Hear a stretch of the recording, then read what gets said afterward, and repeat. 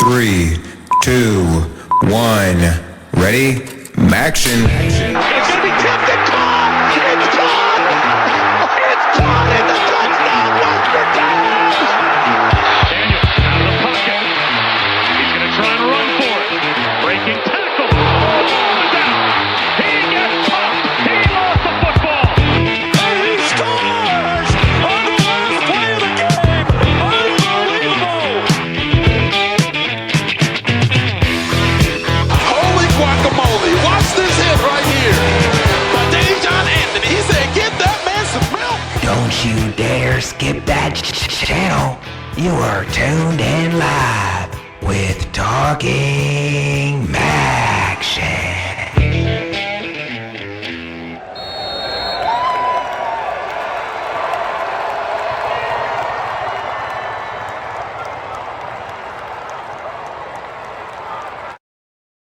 Welcome back into another episode of Talking MACtion.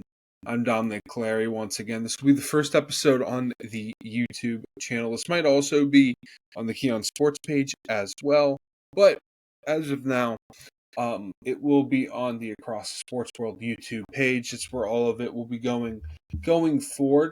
This won't be a super long episode, probably about 15, 20, 25 minutes maybe. We've been dancing around 30 as of late. But yeah. Starting next week, we'll have 2 episodes of Across the Sports World every week, and we'll have an episode of Talking MACtion every week as well. Really excited to get that going and having consistent content on a new YouTube channel. So I'm excited about that. But this episode, I believe, will be on the Key on Sports page, and after that, we'll have everything on the Across the Sports World YouTube page going forward. Last week, let's talk about last week. And also, I'm going to talk about my power rankings as well that I posted earlier this week on Monday.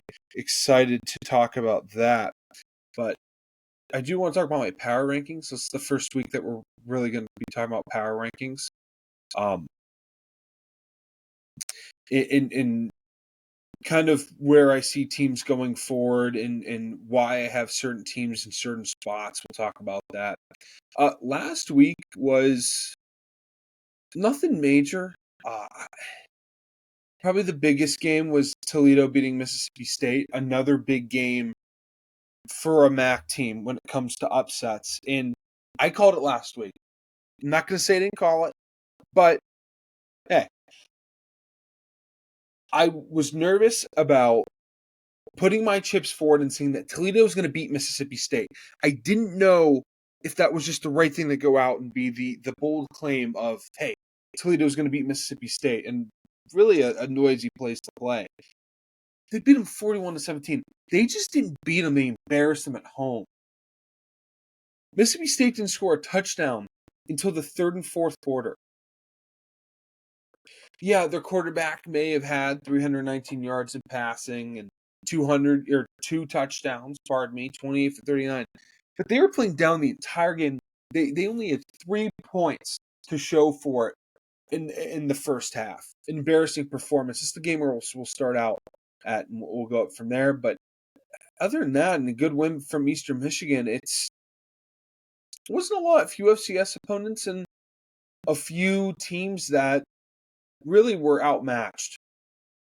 Not much you can do there with some of these games. It's just got taken on the chin some of these games. Eastern Michigan beat Jackson State.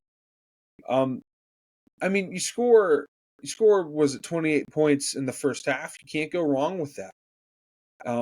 Again, like to see a little bit more consistency in the second half. They give 11 points in the fourth. Only a field goal in the entire second half. They ended up winning in overtime.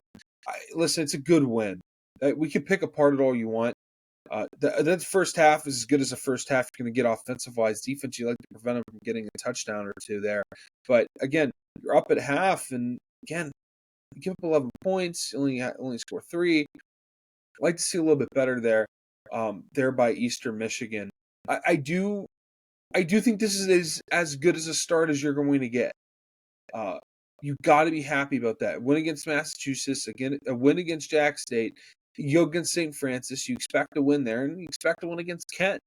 I mean, they have a chance to be 4-1 as they go against Miami, Ohio. And after that, you just need 2 wins. If you're Eastern Michigan, this is a year where, okay, let's just get to bowl eligibility. Again, this is not the most talented Eastern Michigan team. This isn't the team from 2 years ago. This isn't last year's team that did put together a decent season. It's a team that lost a lot of players. And you throw in Cole Snyder, he's not unfamiliar with the MAC.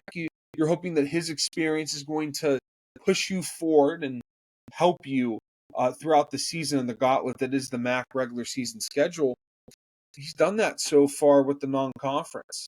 Again, Bethune-Cookman's a game that you're supposed to win. You beat UMass, which is nice. Or pardon me, not Bethune-Cookman. Jackson State's a game that you love to have. I predicted they were going to lose. I was wrong. I'm glad to be wrong. It's a good win to have. We'll talk about Western Michigan, Bethune-Cookman, since I mentioned it. Wolf had 305 yards, 3 touchdowns. Again, they needed a win here. Again, he played Wisconsin. They battled him hard. Could have won that game. Just kind of fell off at the end. Never had a shot against Ohio State. Sorry to say it, but you didn't have a shot. You play Bethune-Cookman, and your next game's against Marshall. They don't play him this week. They play him next. But next game's against Marshall. Got to have it. And then Ball State can be a win. You could be 3-2. As you go in against Akron, and after that, then Buffalo. Then Akron. I mean, they have a manageable schedule, Western Michigan, and I predict that they're going to end up being a bowl eligible team and a little bit more. I really like what this team could be, but it's kind of hard to tell right now. So we'll see going forward next week. We'll talk about next week's game. Akron. They had a questionable game against Colgate. They dropped down to 17-0 at the very beginning. They don't give up a touchdown for the rest of the game. They score 7. Again, a little bit better of a first quarter performance. And then in the second quarter, you score 21 unanswered. You score a field goal at the end, 31-20. Like to see a little bit more offensive production in the second half. Finley had 358 yards, 4 touchdowns. I'd like to see a little bit more offense in that second half. With the Joe Moorhead offense, you want to see a little bit more in the second half offensive-wise. Ohio beats Morgan State 21-6.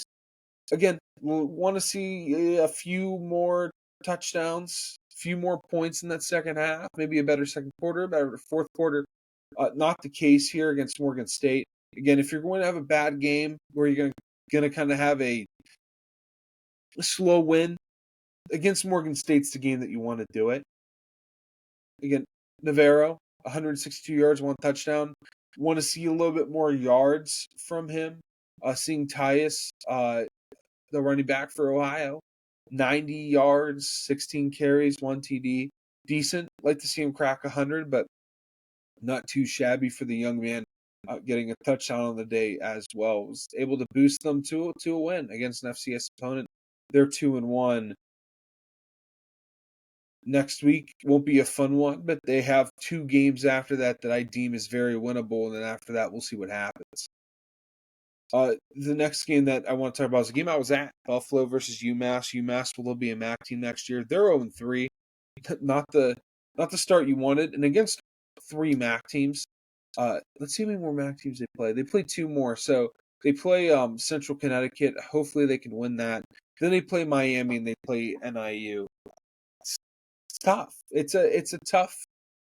They play some tough MAC teams. I mean, Eastern Michigan, they're coached well. They find a way to be bowl eligible. Now they win these types of games. Toledo, they fought Toledo well, but again, Toledo's one of those teams. They're going to get 8-9 wins. Buffalo, really. I mean, the defense is phenomenal. Central Connecticut, it's the FCS team they should beat. Miami, top tier MAC team. NIU. They're ranked for a reason. So they had a really tough MAC schedule for a non-MAC team. They'll be MAC next year. But as a sneak peek of what it's going to be for UMass, it doesn't look good thus far. Little concern from the UMass perspective on what they're going to bring to the conference.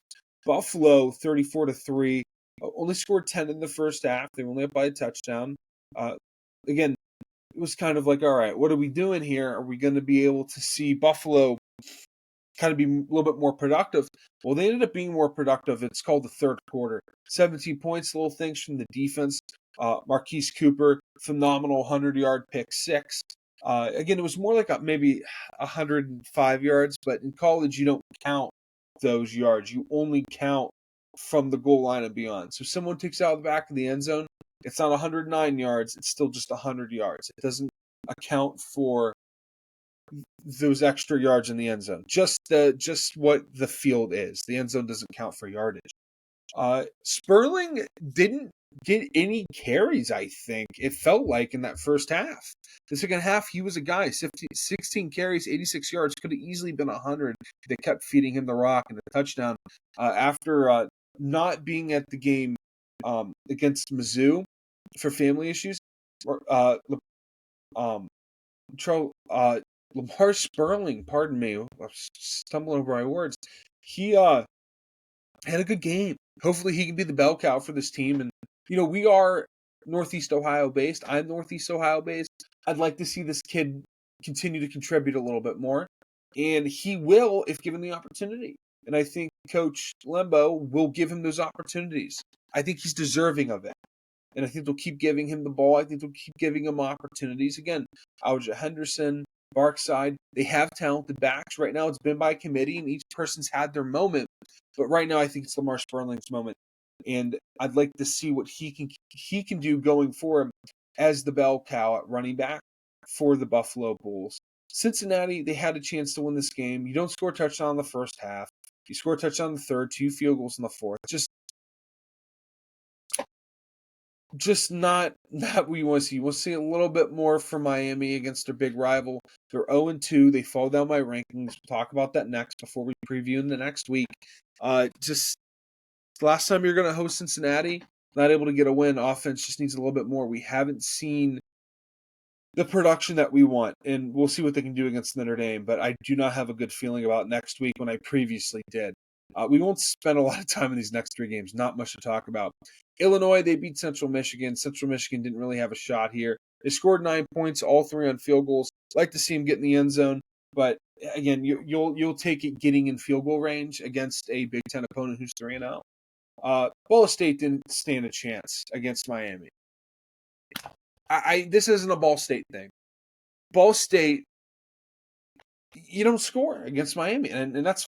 I mean, you're going against half this team's going to end up in the NFL. This Miami team's going to be in the college football playoffs. They're probably going to win the ACC. I don't know who's going to compete with them in the ACC. I generally do not know who's going to be able to compete with Miami in the ACC.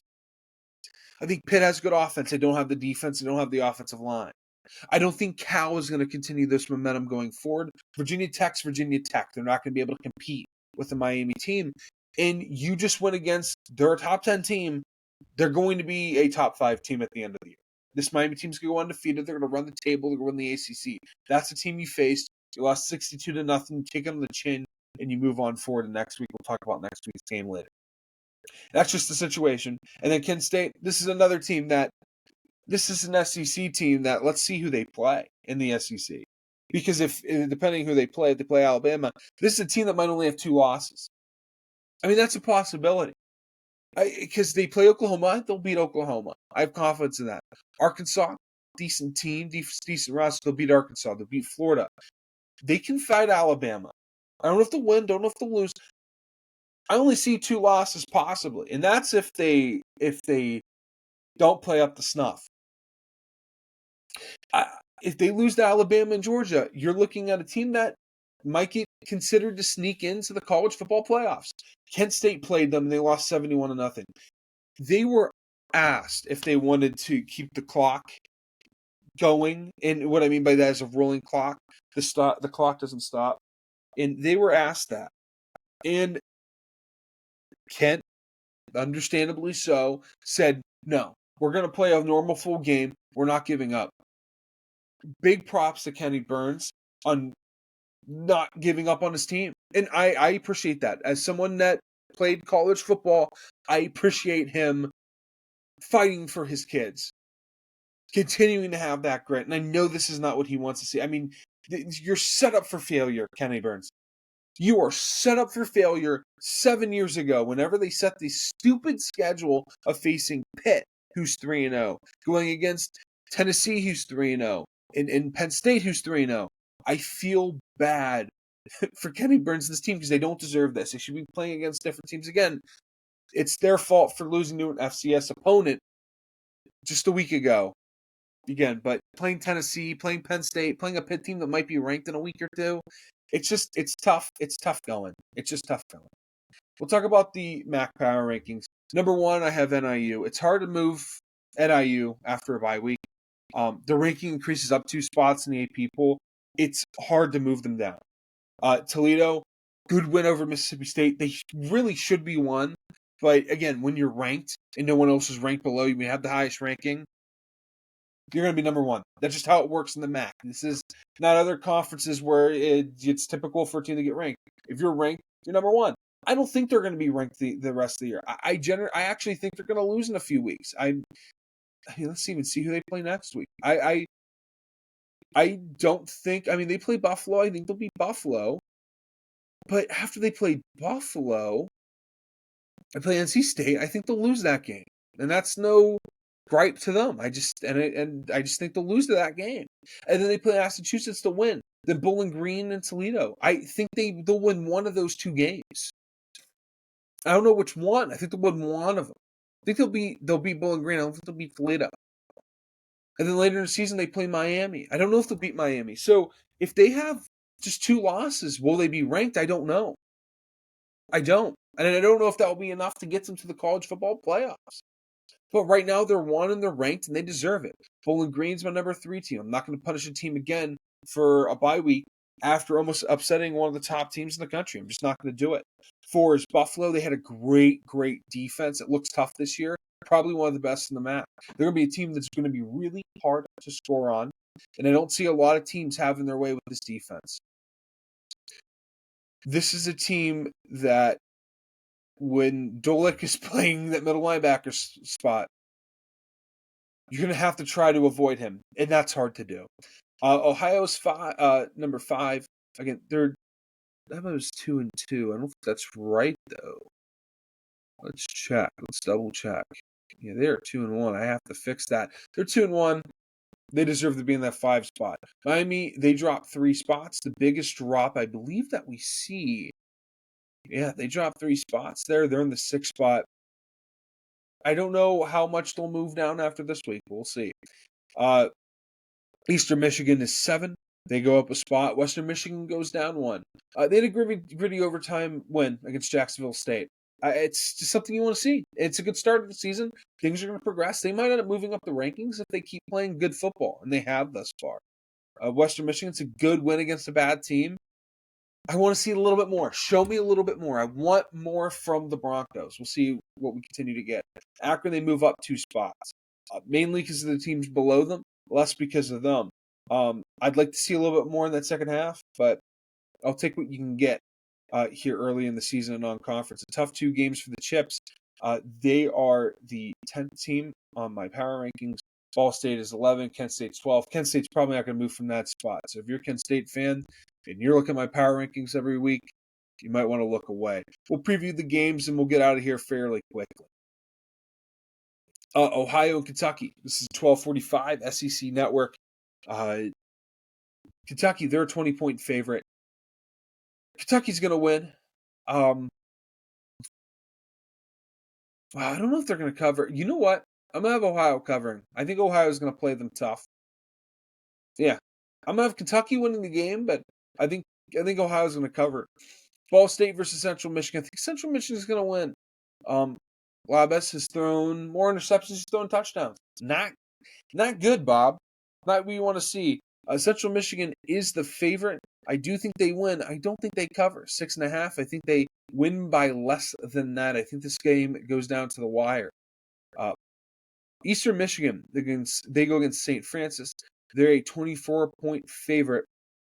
I don't know if I'll take. I'll take them. I'll take them to win. I wouldn't take the spread. It's weird going against St. Francis where their only win is against Kent State.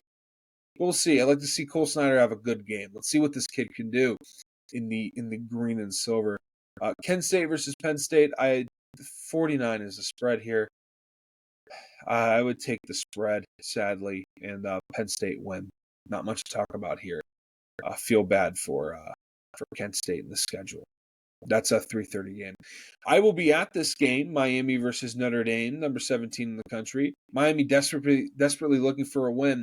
I think Miami covers at 28 as Notre Dame. They are favored by 28. I'll take Miami. I think Gabbert's going to have a good game. I think we're going to see a little bit more from the offense. NIU, they go against Buffalo. The total is 43.5. I think we get less of that. I think that I would bet the under. I'd stay away from the spread. I would bet the under in the NIU win. I think the Huskies continue to roll. Momentum is on this side, and it's going to be a nice 87 sunny day in DeKalb, Illinois. Toledo faces off against Western Kentucky. 7 o'clock is the start time on ESPN+. I think Toledo is going to win. This is going to be in Bowling Green, Kentucky. I don't have my Bowling Green shirt on. I do my Bowling Green, my Western Kentucky shirt on. I do have a Western Kentucky sticker on my computer. One of my good friends goes to school there, so I've got to have a Western Kentucky big red sticker. I have the Lyman. I have another one too. I don't know what to do with it, but I have another one. Bowling Green, the actual team that plays in actual Bowling Green, they go to College Station to go against number 25, Texas A&M. Texas A&M is a 22.5-point favorite. Yeah. I'm going to say Bowling Green's going to cover this spread. I think they're going to play them tough. This is a 7:30 game. Why not? Why not go into College Station and play them tough, you know? Last game we're going to talk about here, and we'll get out of here, is Akron will go against South Carolina. South Carolina, 27.5-point favorite. South Carolina is going to cover that spread, and they're going to take care of Akron. I don't think Akron's going to be able to compete down there in William Bryce Stadium in Columbia. That's all we have. Ryan Struhar, I believe, is going to start joining us again. That is the plan. I've been talking to him. I want to have him back on. It's just a lot of life changes for him. He can kind of tell you himself if he wants to talk about him, or if there's much to update. I could be talking about low inside baseball here, but he has a lot he wants to get off his chest. Excited to add him back to the fold if he's able to, and I'm sure we're going to be talking a lot of Kent State football and how upset he is. So thank you for joining. This will be on the Keon Sports YouTube page, but this will be on another one going forward. There'll be a tweet about that, so make sure to stay locked in. It'll be on the same feed that you find this audio as. If you're an audio listener, none of this affects you. It's going to be exactly the same as it always has been. Thank you for listening. We'll be back next week, hopefully starting on Mondays, hopefully a little earlier in the week. We'll see how things go. Thank you for joining. And, next week, same time, but different bat channel. Keep it easy and enjoy the MAC games in the last week of non-conference play.